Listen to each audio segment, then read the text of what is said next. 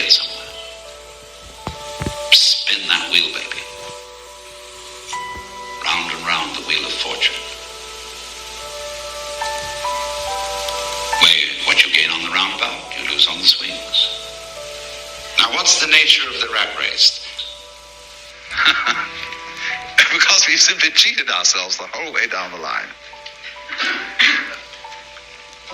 We thought of life by analogy with a journey, with a pilgrimage, which had a serious purpose at the end, and the thing was to get to that end, success or whatever it is, or maybe heaven after you're dead.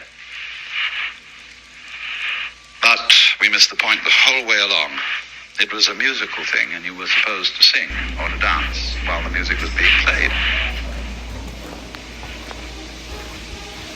But you had to do that thing.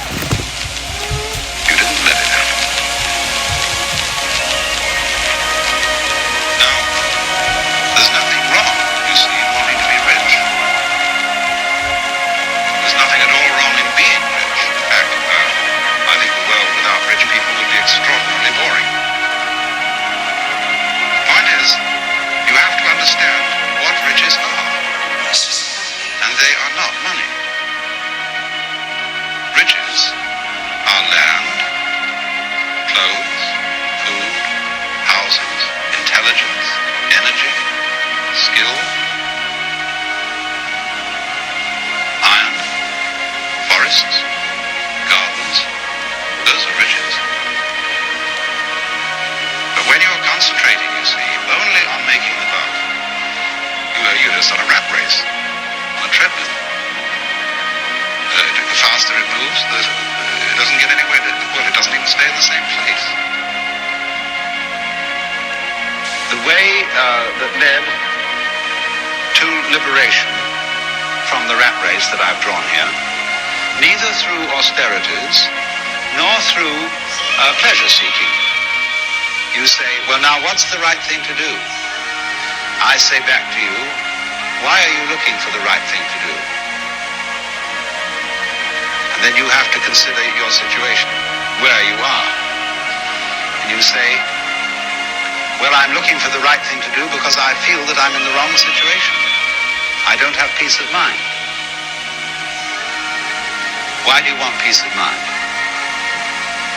Because my mind is disturbed.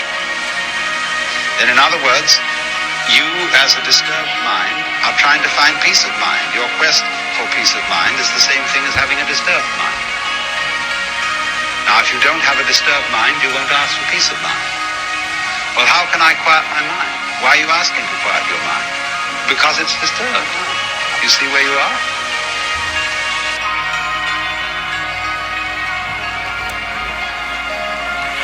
You work in order to make money to play.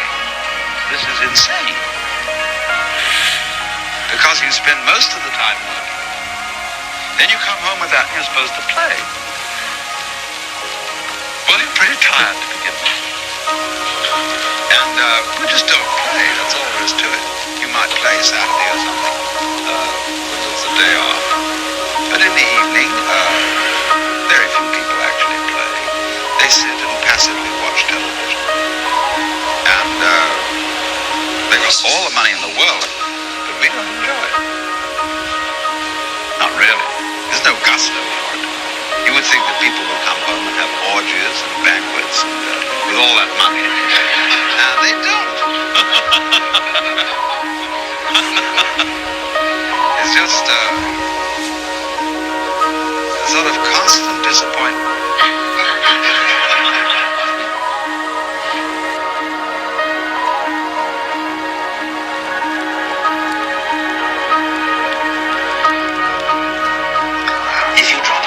Situation, you drop into another. And so, observe where you drop in when you drop out.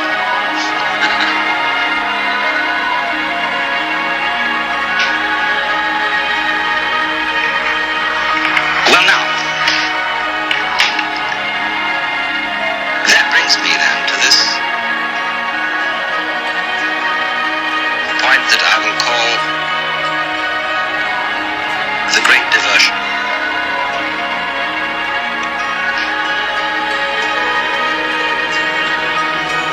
The future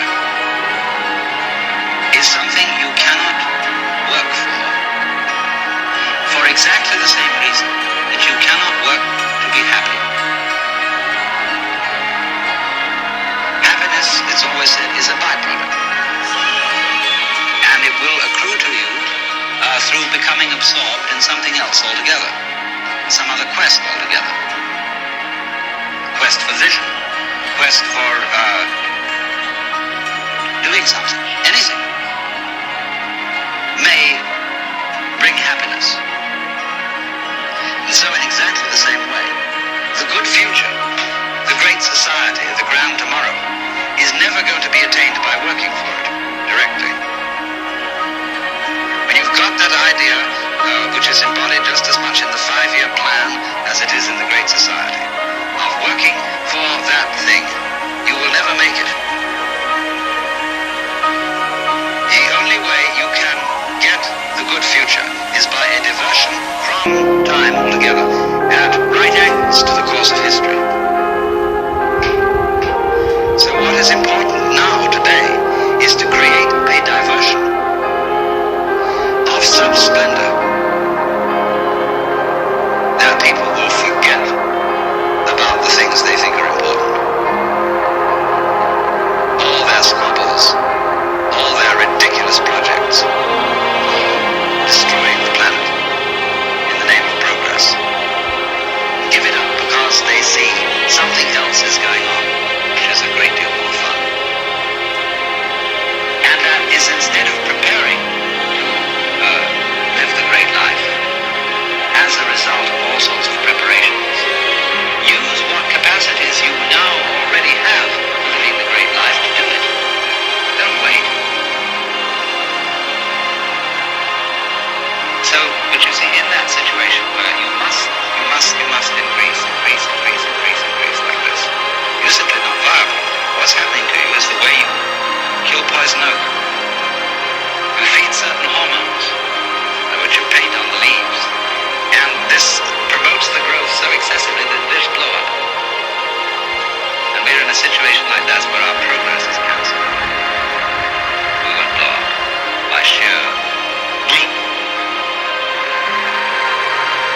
Unless, you see, we stop the future. Time must have a stop. And create a diversion. So all this going on, the swinging of the ball, the pattern in which the flower goes, is just to swing. And if you take it seriously and say, are you doing anything useful? Useful for what? Useful to go on. But if you take that attitude to going on becomes a drag. Survival becomes a sweat. And you suddenly it dawns on you that you've arrived. With a certain sense of having been cheated. Because it is just the same as life feels the same as it always felt. And you are conditioned to be in desperate need of the future. So the final goal that this culture prepares for us is for retirement, when you will be a senior citizen.